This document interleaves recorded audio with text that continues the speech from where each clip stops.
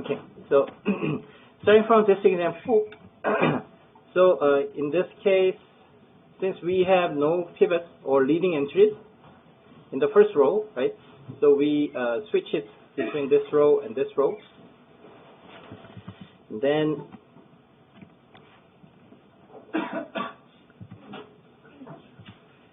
then we made all these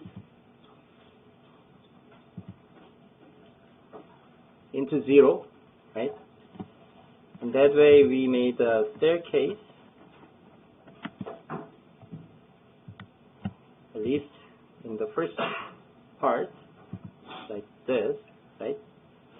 And then we are done with all these values, and then we move to the next one, right? So starting with this guy, we make these parts as 0. And then that's how we move on to reach the staircase of the shape in our matrix.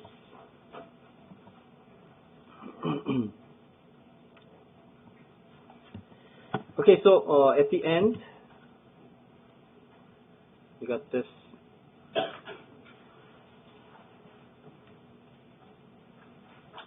Nope.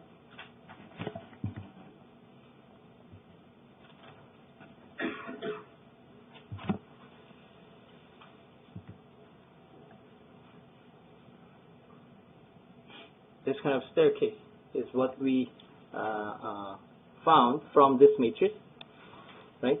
And then here, where is the pivot? The pivots are leading entry after we create this echelon form. So we satisfy now this kind of a staircase shape, and then we look for the leading entry, which means the first entry per each row, right? So for this row and this row and this row and this row, let's find out what are the first leading entry, and that becomes this guy, and this guy, right? So these are our pivots in this echelon form, okay? And then I mentioned that it is important to know where these pivots are in our columns. So the first, second, and the fourth columns are our pivot columns, and then each column was corresponding to the variable x1, x2, and x4, right? But what about this last column? Last column is corresponding to the right-hand side values, which doesn't involve any variable. So in this case, we can write the equation as this one: 2 times x2 plus 4 times x4, 3 minus 6 times x4 equals minus 6, right? So this minus 6 corresponds to this guy. And so all these values are corresponding to this last column, right? So towards the last part of the lecture last time,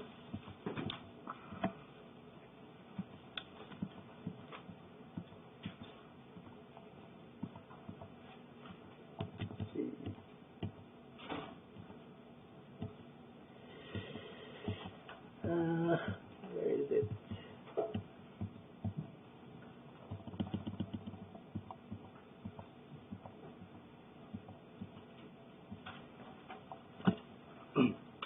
So if we see some pivots in the last column, and then it corresponds to the equation of 0 equals some non-zero value, right? So that's when our matrix has the pivots in this form. So we got maybe 3 here, which corresponds to the right-hand side value, and in this case, it corresponds to 0 equals 3, right? So it is not possible. So that's when we have no solution, right? So determining whether we have a solution or not is completely based on whether we have this kind of row in our echelon form or not. Okay. And then once we have this row, and then we can conclude. Okay, we can stop solving further about this equation, because we concluded that we have no solution. But in case there is no rows like this, and then we can move on and then obtain the solution. And then our solution can have two different cases.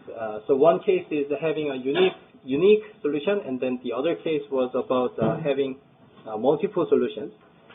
And what determines that? What determines whether we have a unique solution or infinitely many solutions is whether we have free variable or not, right?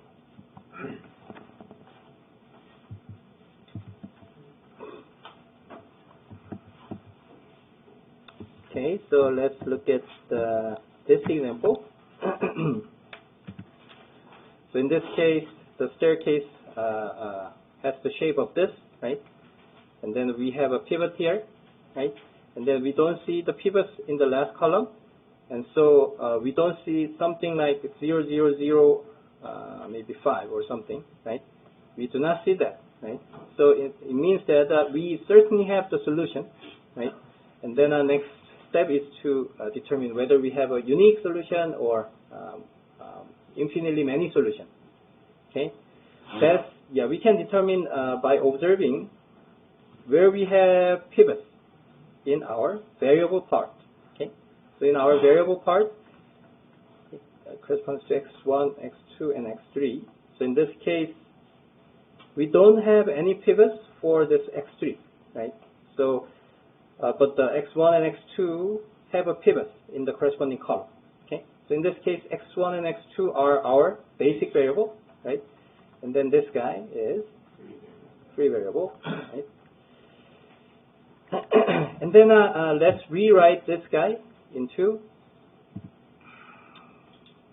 an equation. So in this case, x1 minus 5x3 equals 1, and x2 plus x3 equals 4, right?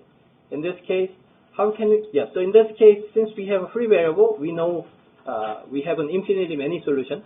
And then how can we represent our solution?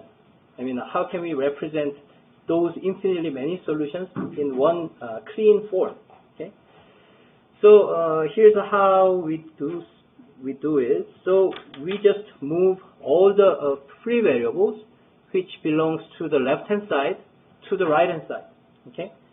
So in this case, if we imagine its equation, all equal signs are located in here, right? So of course, all the variables are in the left-hand side, right? I mean, both of the free variable and the basic variable, right? But here, what we do is that we move all the free variables to the right-hand side, okay? And then simply that's our solution, which represents these infinitely many solutions. So in this case, we know this x3 is our free variable. So in this case, those parts, right, are moved to the next part, right-hand side. So in this case, it can be seen, it can be represented in this form: x2 equals minus x3 plus 4. Okay, so that is our final solution.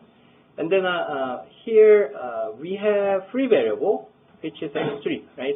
So in this case, it doesn't say any particular solution. So it's just a kind of a equation which it doesn't give a particular solution still, right? So in this case, we can actually have a freedom to choose whatever value for these free variables. So that's why we call these variables as a free variable, because we can freely choose them. So in the case of choosing x3 as 0, and then the solution will be 1, 4, and 0, because we set x3 as 0. That's one solution. And then another solution could be, let's say it's the 1, and then it will be 6. What will be the x2? 3, right? Because we plug x3 into 1, right? And then the x3 value is 1, right? So this is another solution. And then depending on x3, all these solutions are represented in this form. Okay? And this is called parametric description of our solution. And x3 is called our parameter. Okay, because we have a freedom to choose our parameter x3, and then depending on those parameter or free variable, our solution is determined uniquely. Okay, so that's one solution among many of the other solutions. Okay.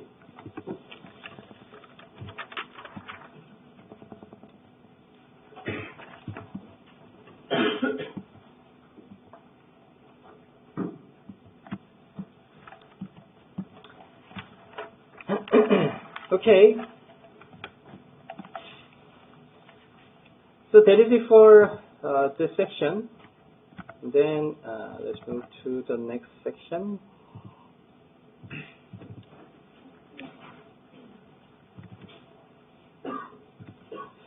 Which is about this vector equation.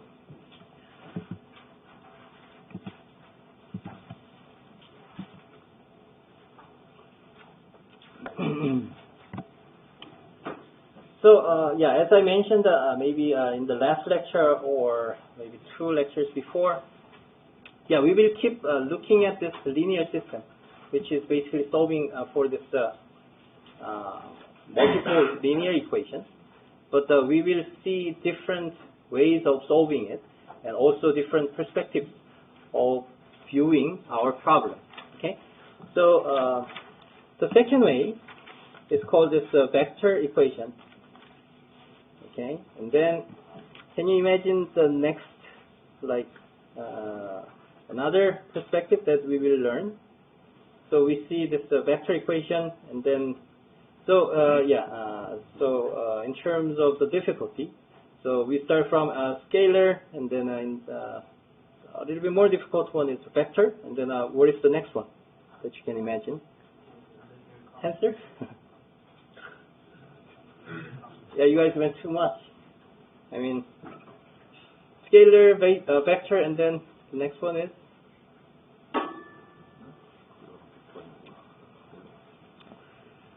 Okay, so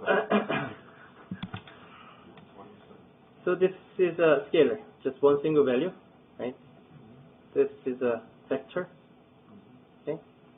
And this is matrix, right?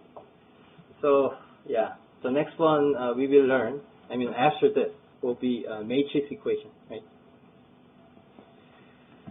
But this time, yeah, we will learn about what these vector equations are, okay? So let's look into what the vectors are. So as you are already familiar with, the vectors are sequences of the numbers, or in other words, it's a ordered set of the numbers. Okay. So what I mean by the ordered number is, so you guys know this is vector, right? So it's in a 2-dimensional space, right? And that 2-dimensional space is now called R2. And what this R stands for is, yeah, real number, right? So it's squared. So it means we have 2 real numbers, which corresponds to this guy and this guy, because our vector is composed of 2 scalar values, right? And then we know that this vector, is it the same or different? Right. Which means the order is important, right? So we cannot just arbitrarily change the order of these numbers, because in that case the vector will be certainly different. And then also we will consider about the geometric coordinates, or the locations of these points. So this is x1 and this is x2, and then this guy is located in here, 1, 2, and this guy is located 2, 1 in here, right? So certainly those 2 points are the different one, and in this 2-dimensional space, of course, this one single point is corresponding to one vector. Okay.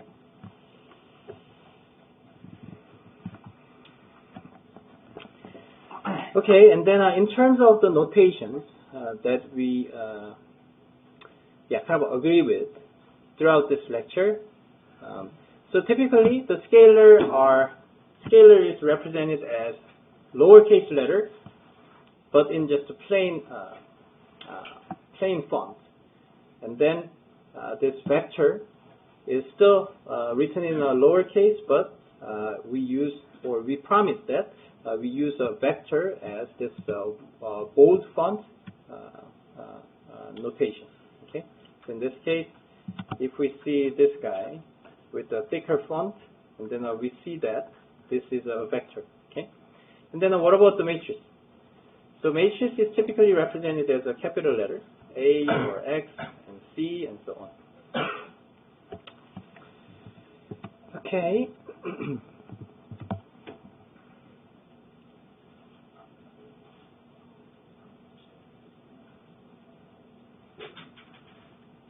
Okay, and then now we will learn about the operations that we can do with these vectors.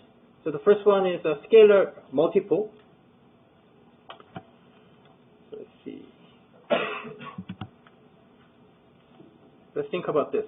C times U. So as we can see, U is in a bold font, so this means a vector, and C is in just a plain font, and so this is just a scalar. Okay, so let me just give you some example. 3 times 1, 2. Okay, so in this case, this is corresponding to C, and this is corresponding to U. Okay, so this should be thicker font, and then what is the result? Yeah. So that's a scalar multiple, and that's one of the basic operations that we can do using this vectors. And then we can also think about the vector addition. So just bear just a while, because these are the basics that I know, but this will soon become much more interesting. Okay, so we can simply add these two vectors by just adding those corresponding entries. Right? So in this case, if we think about U plus V, then it's going to be 3 and minus 7. And then we can think about this scalar multiple and then additions. Okay, and then we just first compute this scalar multiple and then add them up to get the result. Okay. Okay, that's still quite simple. And then I already mentioned that these can be represented as a point in our high-dimensional space or in two-dimensional space in case our vector is in 2D. So for example, this one looks like maybe 5, 1. Okay, this one could be maybe 2, 3. And then we know the resulting vector after adding these two up. And then this one will be 7, 4. And then determining where this point is will be based on this parallelogram, right? So we just draw this parallelogram and then find the resulting point, and that will be the corresponding point to the resulting vector of this U plus V. Yeah, that's really simple. Okay. And now, although we looked at the two-dimensional vector cases, but we can extend the dimensions of our vectors, right? So we can think about three-dimensional vectors, and then more interestingly, we can think about n-dimensional vector, right? So up to R2 and R3, we can actually visualize it. We can actually see them, right? But in the case of R4, R5, and so on, we cannot easily imagine them because we can see only up to three-dimensional space, right? But through this linear algebra, you will see or you will learn how you can imagine about this more higher dimensional space, okay, that we cannot easily see. Okay? Okay, so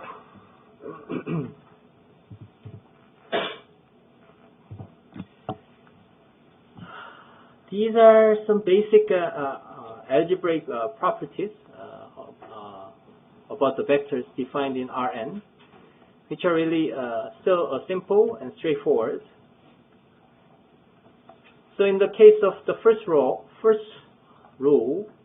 we can actually switch between the two vectors when adding them up, right?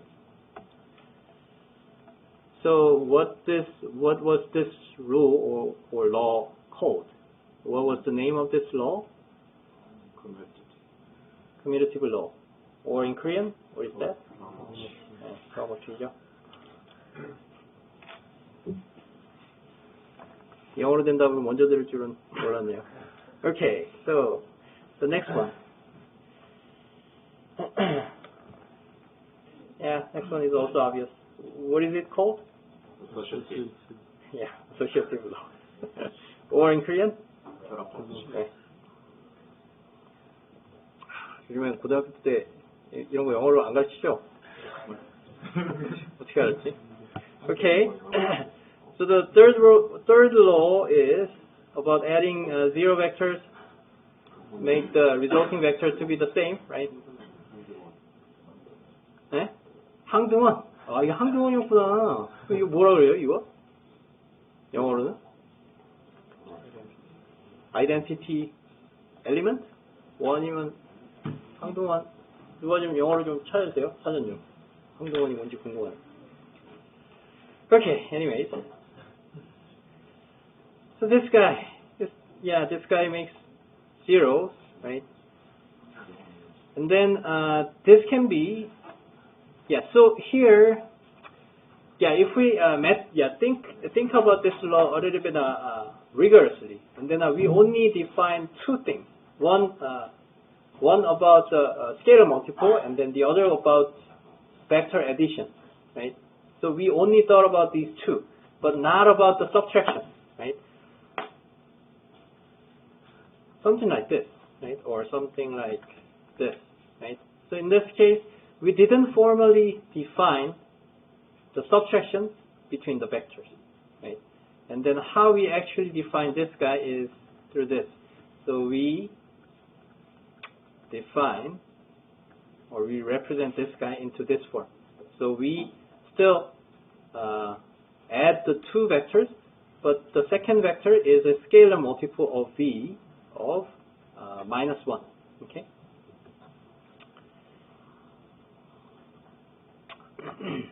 Okay. And then in this case, if we think about the geometric relations, so suppose this one was u and minus u, which is just a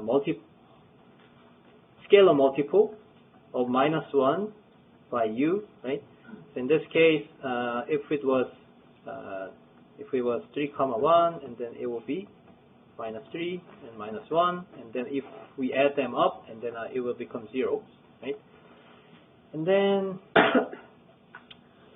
we can apply this scalar multiplication after addition, but the result is actually the same as this guy. So we first apply this scalar multiple and then add them together, right? The results are the same. What is this guy? And then, what is this law called? Right, distributive law. 그리고 분배 법칙이라고 하죠. Okay, then that distributive law can be also applied in this scalar thing, right? So in this case, distribution is done through these two vectors, but the distribution is done through the scale, the scalars, right?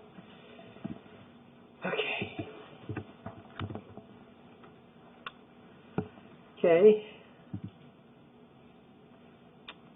Yep.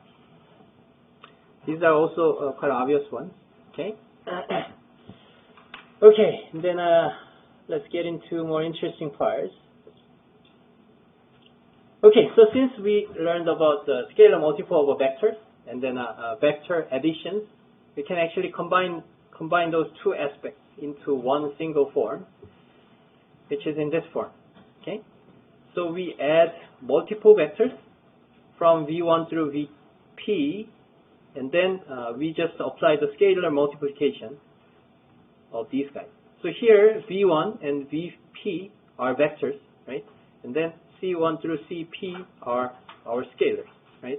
And then we all add all them up, and then we call that as linear combination. Okay. So yeah, so it's called linear combination of these vectors of V1 through Vp with the linear combination weight, or linear combination coefficient of C1 through Cp. Okay.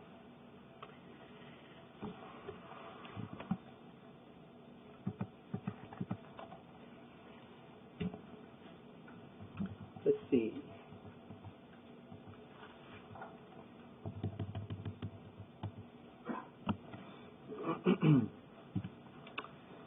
Okay, and then yeah, let's look at one example. So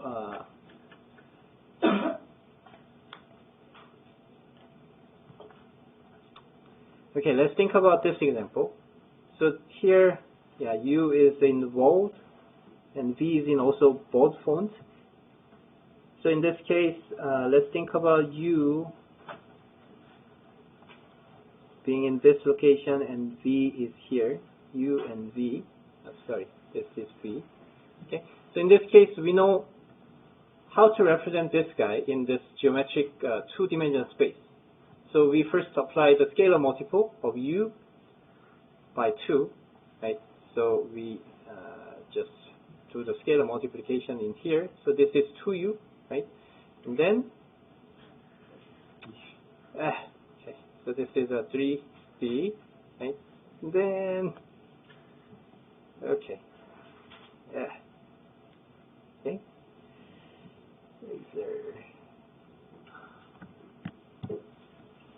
Okay, this guy is the corresponding point to this guy, right? Okay, so that would be actually the really important, important way of thinking about this point. Okay.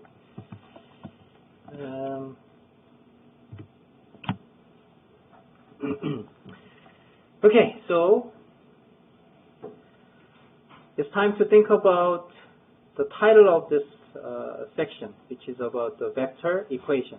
So I mentioned that this section or this lecture is about the vector equation. Okay. So now we are finally seeing the vector equation. Okay. So we just learned about the linear combination of vectors. So we now have the two vectors, A1 and A2. Okay. And then let's think about the linear combination, but we don't know about the linear combination coefficient or the weight yet. Okay. But still, we can think about this linear combination. So let's not think about this part yet. Okay. But only focus on this part. And then this is exactly the linear combination that we just saw in the previous slide, right? In here, right? So this guy is called a linear combination of these vectors with these corresponding coefficients, right? And then now we are given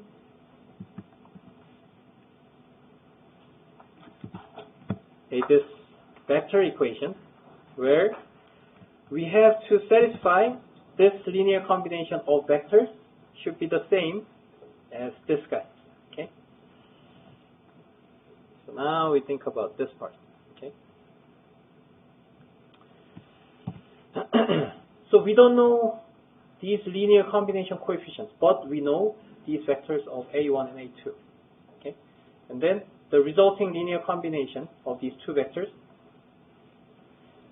that should be the same as the vector B. Okay. And then here, there's one little typo. This one should be like this thick or bold font B, right? Which is this guy. Okay. Okay. So now the problem is we have to find this x1 and x2, which is our linear combination coefficient or linear combination weight, to satisfy this equation. Okay?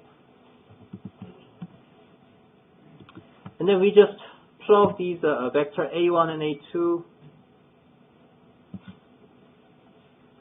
This should be b, right? And then b in this equation. Okay? And then this one is just a scalar multiple of this scalar with these vectors, right? And then we multiply them to each corresponding entry. And this part is becoming this guy, okay? And then the second part is written in this form, right? And then we now have this vector addition, right? And the right hand side is still the same.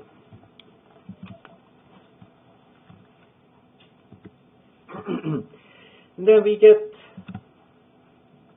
this equation, okay?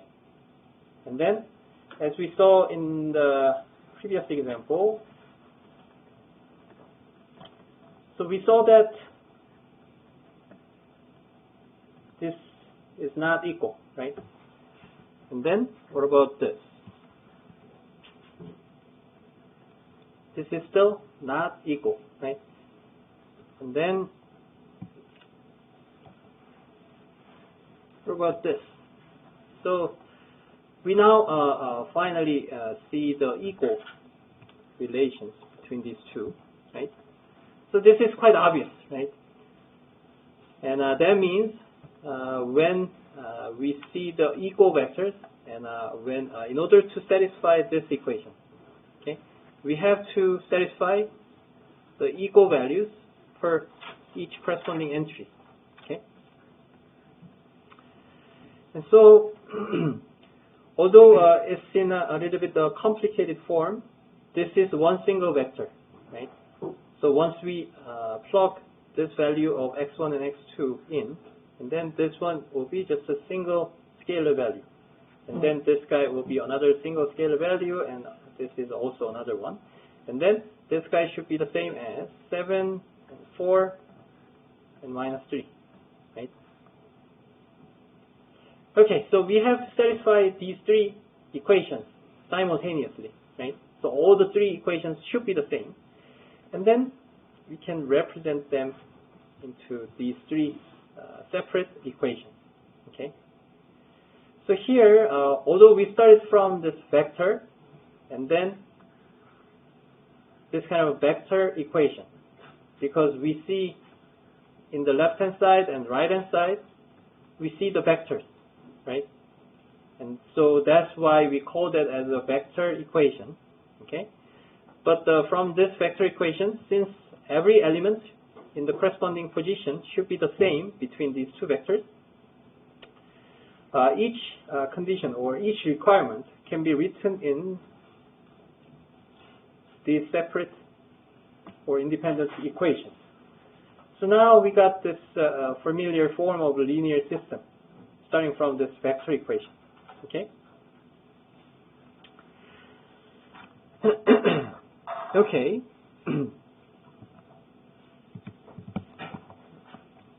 So we know how to solve this linear system, right?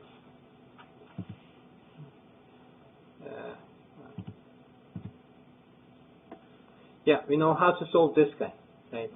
We learned all about this elimination and making the staircase thing, and then represent the parametric description of our solution, right? So what we typically do to solve this guy is to come up with the echelon form and then reduce the echelon form further, right? So that's what we do in here, okay? So in this entire matrix, we first made this guy, okay? And then this is our first pivot. And then we now see the second pivot here, okay? And then we scaled this guy into 1, okay? By simply dividing this equation by 2, okay? And then we further eliminate this guy into 0, right? And then our staircase is looking like this, okay?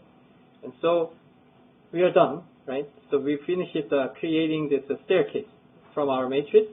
So this is our echelon form, but not yet, it's not reduced echelon form. So we have 1 and 1 in here, which are our pivots, right? And then, let's see. Yeah. Okay, so this one actually created this guy into also 0, right? So after removing this guy, by just subtracting the scalar multiple of 16 of this guy, and then subtract it from the third equation, and that's how we made this guy into 0. But at the same time, we made another step here to make this guy into 0. And how? We just simply multiply this guy by 2 this time, and then just subtract from this guy, right? And then it becomes 1 and 0, and 7 minus 2 becomes 4. 7 minus 4 becomes 3, right?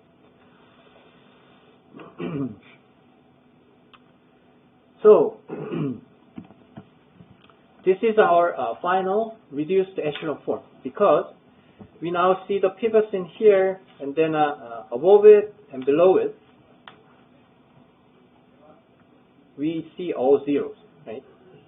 And then our pivots are all 1, right? So this is our reduced echelon form, and then we are now ready to represent our solutions. So in this case, yeah, so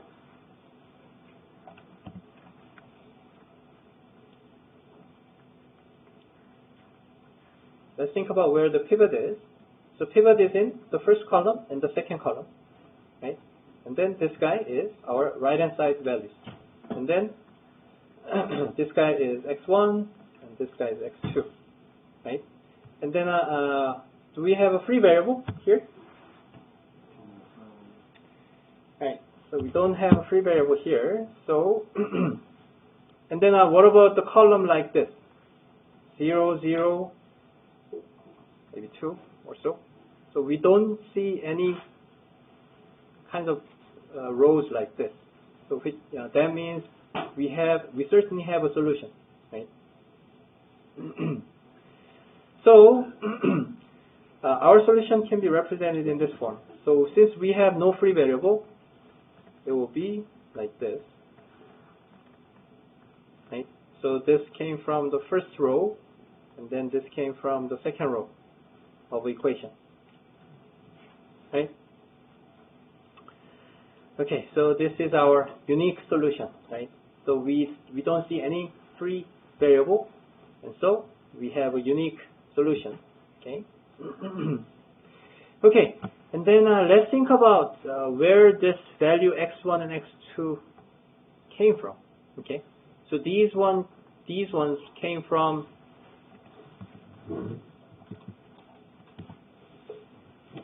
the vector equation in here, okay, or this guy, okay. So let's think, let's think back about what our original problem was. So we started from this vector equation where we have to determine this linear combination coefficient, okay, from this vector equation. Okay, in the left-hand side, we see the linear combination of these two vectors, and then the resulting vector, okay? And so here, the problem was to determine the linear combination coefficient, right? And then we did a scalar multiple of these vectors using this linear combination coefficients of x1 and x2, right? And then we got this form, and we converted them into a linear system, because in order to satisfy these two vectors to be the same or equal, these ones were equivalent to 3 of these equations, right? So that's how we converted our vector equations into just a familiar form of a linear system. Okay, and then we know how to solve this linear system. Okay, and then the corresponding solutions for x1 and x2 is telling us what the linear combination coefficient will be to satisfy this equation. Okay.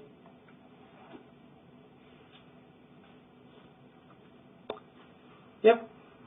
So there is nothing difficult here. Okay. But let's think about it's a geometric, description, or let's think about this problem a little bit geometrically, because our vectors are all existing as a point in our space, right? So even though these ones are three-dimensional vectors, let's think about just a two-dimensional space. Okay, let's simplify the situation. Okay, so suppose this A1 is vector in this guy, so this guy is A1, and maybe this guy is A2. Okay, so somewhere we are also given the vector B. Okay, maybe B is in here. Okay, and then we know how to make B using A1 and A2. How can we make B using these A1 and A2? From drawing some figures, by drawing some figures. How can we create the vector B using A1 and A2 in this case? 네? 어떻게 하죠? 늘렸다 줄였다. 그 다음에 더하고. 네. So, we just enlarge or increase the length, or we stretch or shrink each of these vectors, and then add them together to fit the resulting vector is the same as B. Okay, and then we know how to combine these two vectors. So in the case of just the addition, we know that the resulting vector of by adding those two vectors will be this guy. Okay, but we have a freedom to scale them up. Okay, scale each vectors before adding these two vectors, right? And then probably somewhere like this. Okay, and then C. Okay, it should be further. Okay, or it could be much shorter. Okay, I'm not good at drawing, so sorry about that. But anyways, okay, let's make it a little cleaner.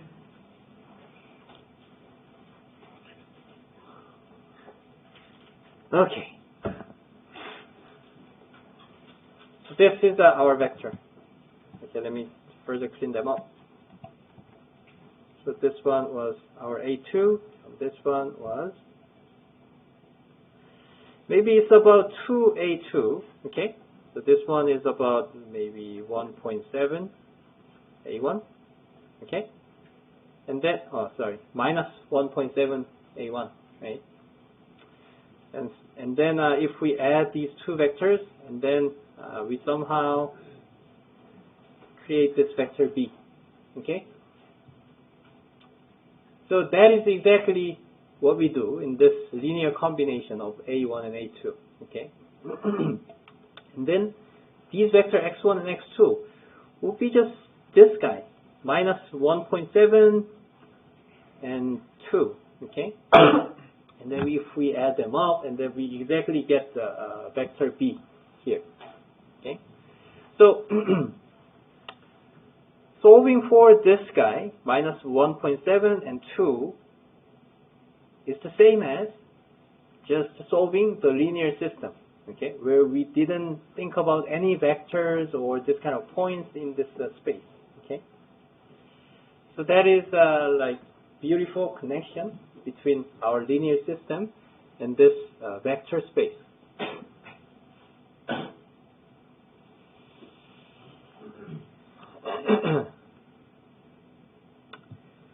Questions so far?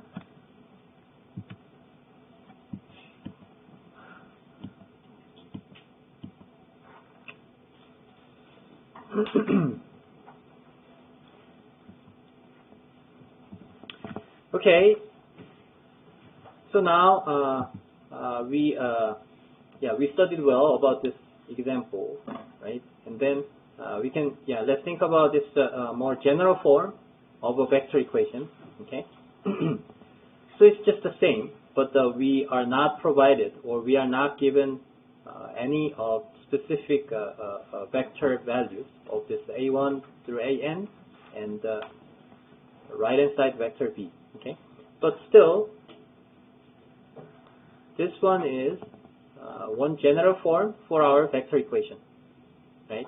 So we are given this vector a1 through an, okay, and also b. So these are all given ones.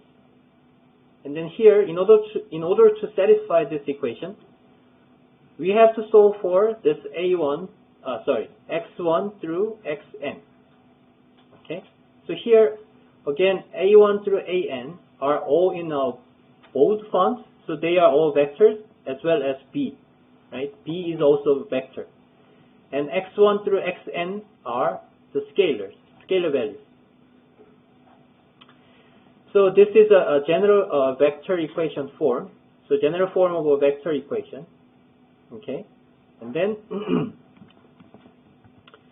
let's think about how we created, or how we converted, or how we changed this vector equation into a linear system. And then let's focus on where those given values are located to form our augmented matrix. So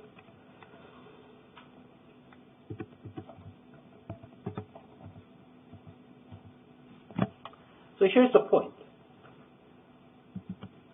So originally, this guy was x1 times 1 minus 2 minus 5, right?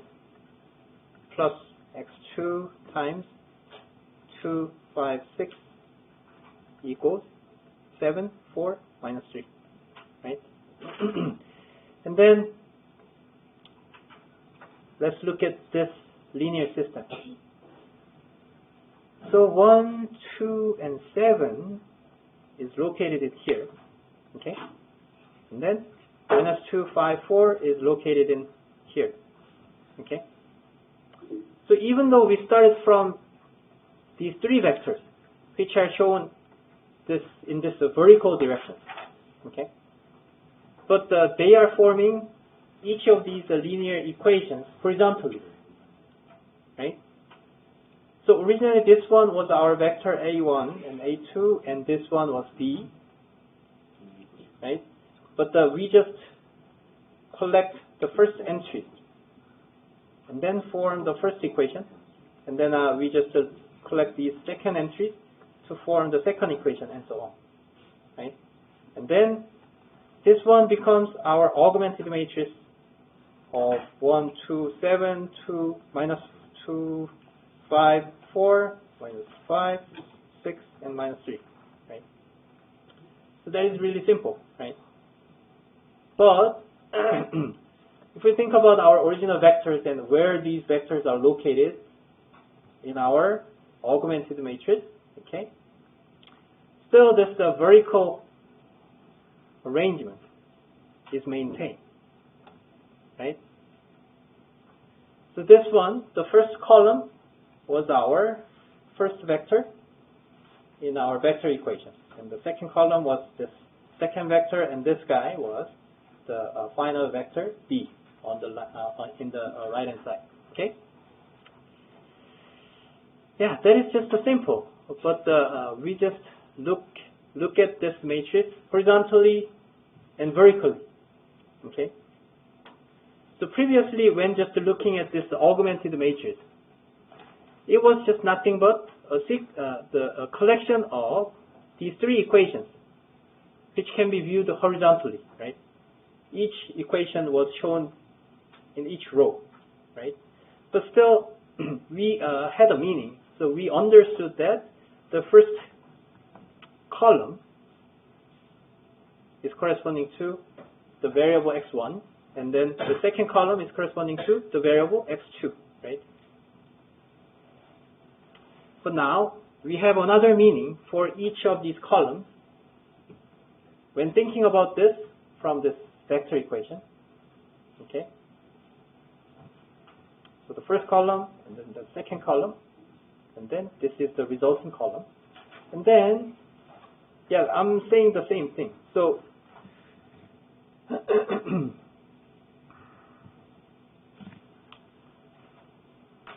from this equation, okay, so we were thinking about this geometric relationship. Okay, so using these two given vectors of A1 and A2, so we have to find out what are the linear combination coefficients to create the resulting vector B. Right? So let's apply that idea to this form. Okay? So we have to create this vector, which is our B. Okay? By combining these two vectors. So we have to combine, obtain the linear combination of using these two vectors to make the linear combination vector to be the same as the last vector. Okay. So that was the meaning of this vector equation. Right? So that is really an important point. And that's the starting point where we can think about much higher dimensional vectors. And that's how we can see actually like more than three-dimensional space. So yeah, you now have another eye that you can use to see higher dimensional space, not just 2D or 3D. Okay, I mean it actually. It's I'm very serious about it. Okay.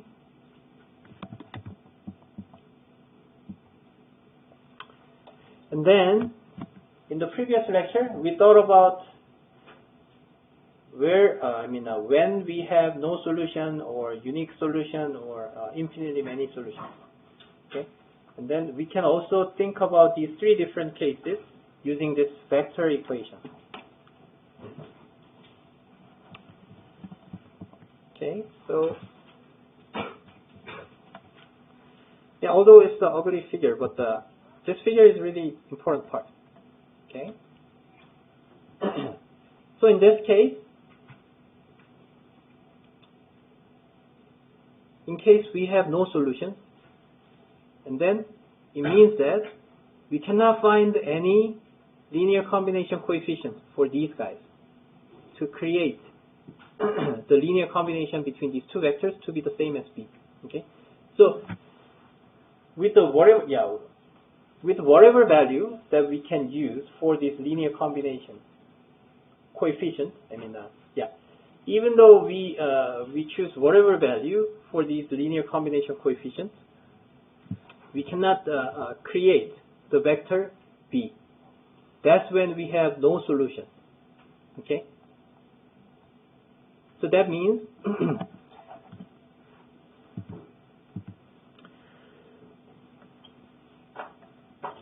suppose you have two vectors like this, okay? But somewhere you got B here, and so in this case, you cannot come up with the vector B by just linearly combining these two vectors, okay? That's when we have no solution. But that's not going to happen in two-dimensional space in this specific case. But let's think about three-dimensional space, okay? So in the three-dimensional space, so this is our three-dimensional space. So let's think about maybe, here is the origin. So this is 0, 0, 0. And then I'll give you two vectors like this guy, okay? And then another vector like this, okay? And then let's imagine the linear combination. All the possible linear combinations with these two vectors, okay? And then that will be some kind of a plane passing through these two lines. Okay, can you understand that? Okay.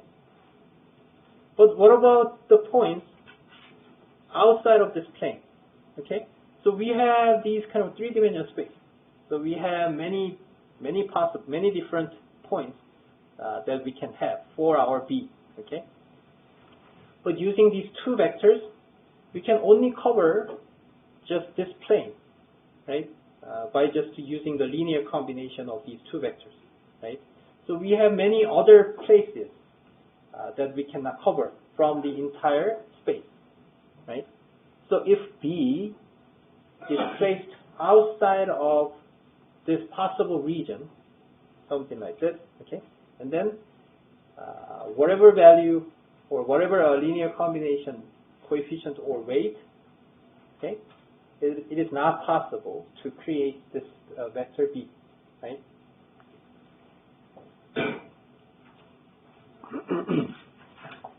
Yeah, so so in our two-dimensional case, we can still create that situation, okay? So in this case, suppose we are only given a single vector A1, okay? And then what will be the linear combination of all this vector? A line, right?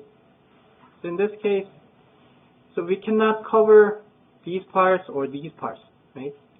So by just using a linear combination of the single vector, we can only represent the lines. I mean, we can only represent the points along this line, right? So if we have a B here, yeah, we cannot represent B using a linear combination of A1, okay? And then in the case of three-dimensional space, let's think about this case, right?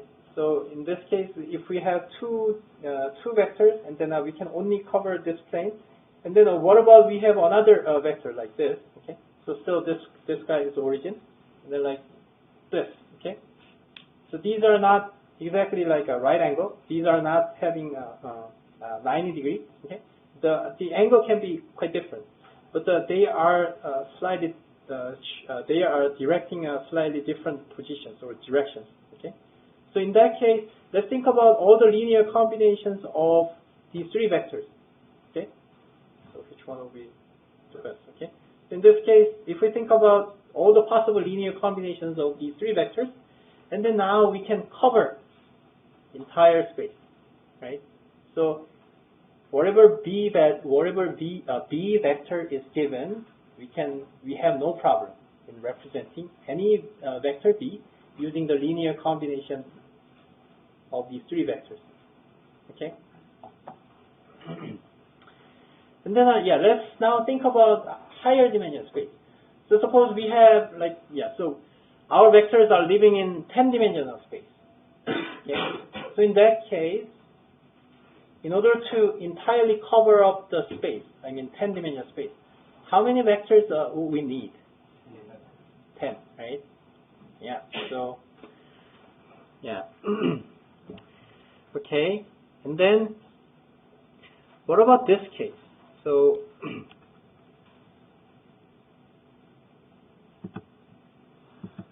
I'm gonna use this whiteboard. Now let's get back to this 2D. Okay.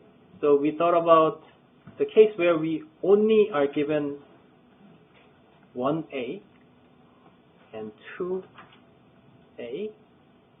What about this guy? So I'm gonna give you another vector, A3, and then still we think about the linear combination of these three vectors to represent some point B. Okay, I'm gonna give you, for example, B as maybe here,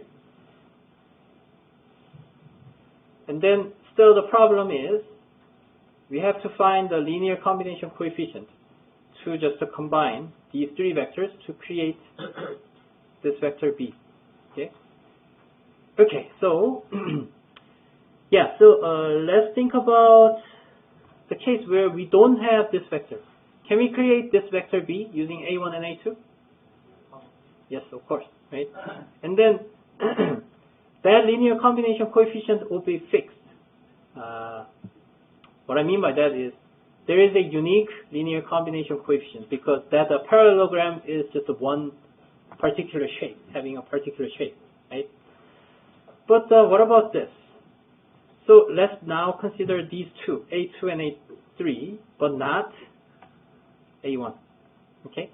And then can we still create using these two vectors to represent B? Can we? Yes, right? So we can think about another parallelogram using A2 and A3, right? Okay. So yeah, I gave you two simpler case. Even though we are given three vectors, but we only need two to represent this vector B, right? And then let's think about the original linear combination coefficient for each of these two simple cases.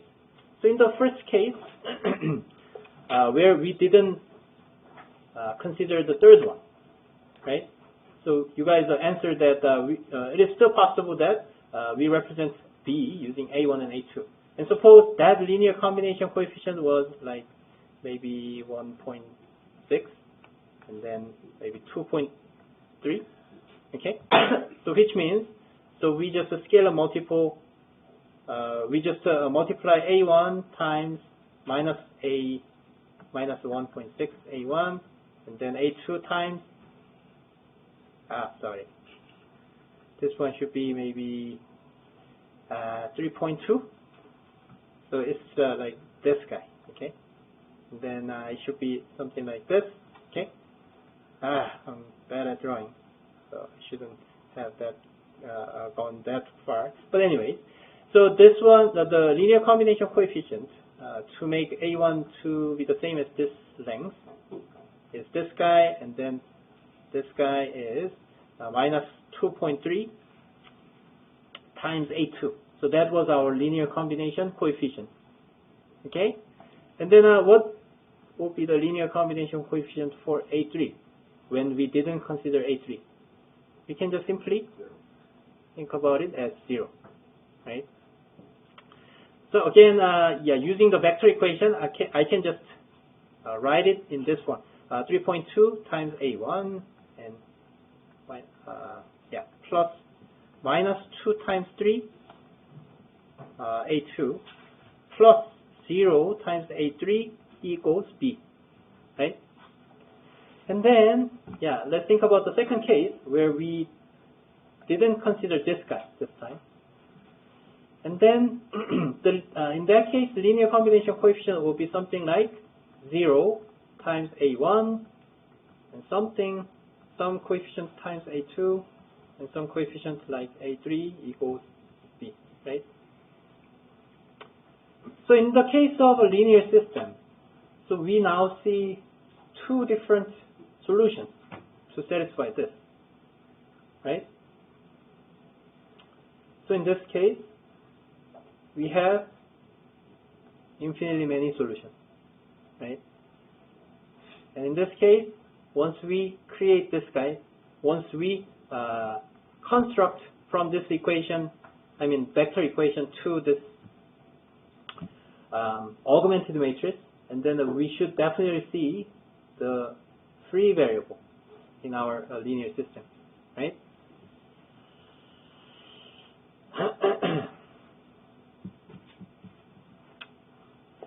Okay, and then yeah, let me add one more thing. So can we say something like this? So yeah, suppose, yeah, so let's now think about three-dimensional space where I used my fingers, okay? And then can we say that, so we are given three different vectors, and then is it always possible to cover up all the space? No? When? Huh? Yeah, right. Yeah, that is the answer. So in this case, the original space was 2D, but we are given more than two vectors. So we are given three vectors. So we have more freedom, basically, right? So typically in this case, we have kind of a freedom, which means we have a free variable, which also means we have infinitely many solutions. But that's not always the case. So let's think about the three-dimensional space, okay? In this three-dimensional space, suppose we are given these two vectors, okay? So this is origin. But instead of having another vector in another direction, that actually increase our possible space. But the third vector might still be in this plane that are formed by these two vectors, right?